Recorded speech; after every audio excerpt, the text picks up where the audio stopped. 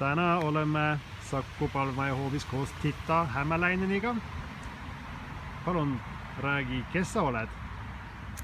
Mina olen Titta Maritta Hämäläinen ja Saku koguduse liige ja ka missionär Eestis. Missionär, no mis asi see on?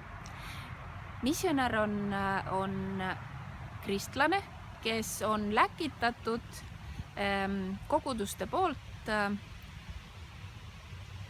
kuulutama evangeeliumi sõnade ja tegudega kuhugi.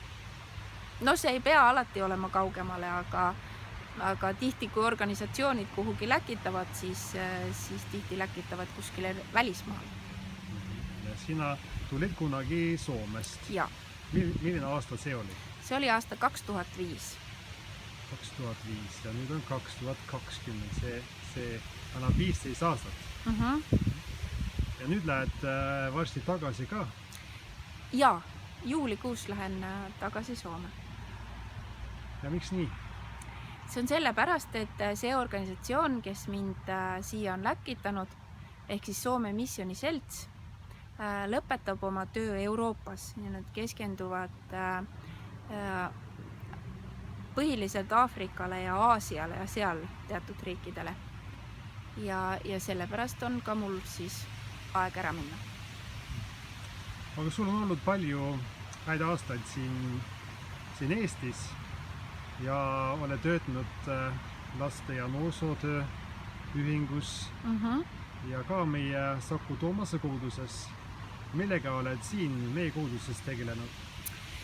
Siin olen olnud lastetöö tiimis, pühapäevakoolis või lastekirikus, nagu meie seda nimetame. Olen ja lastelaagrites, siis olen aidanud ka jumalateenistustel Leeri koolis ja diakooniatöös natukene. Ja siis muidugi kirbukad ja laadad ja selliste korraldamisel.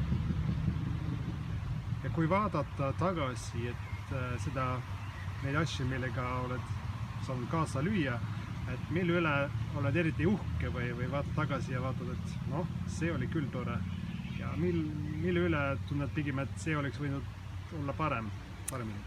No kõige rohkem rõõmu ja ka uhkust meie koguduse üle ma tunnen sellistes olukordades, kus me oleme koos teinud midagi.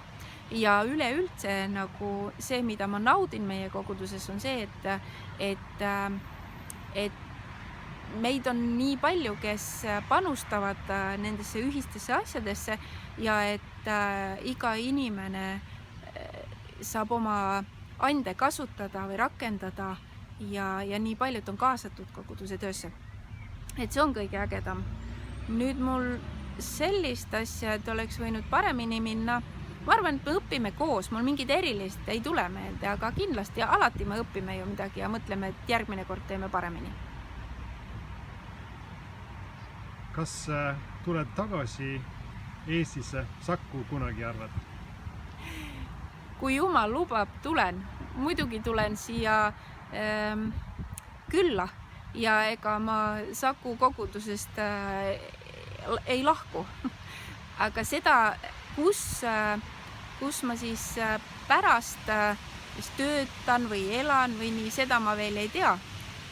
Kui Jumal lubab, siis võib see olla Eestis, aga igal juhul jään ma siia küll külaliseks. Kas tead juba, millega hakkad tegelema Soomes? Ei.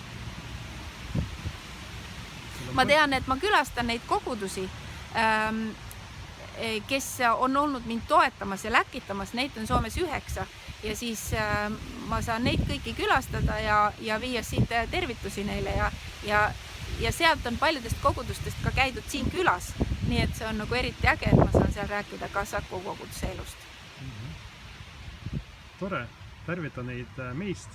Kui keegi, kes seda videot vaatab, tahab sinuga hüvasti jätta, siis on see kindlasti veel võimalik, sest sa oled veel mõneks nädalaks siin Eestis. Aga mis siis 21. juunil toimub?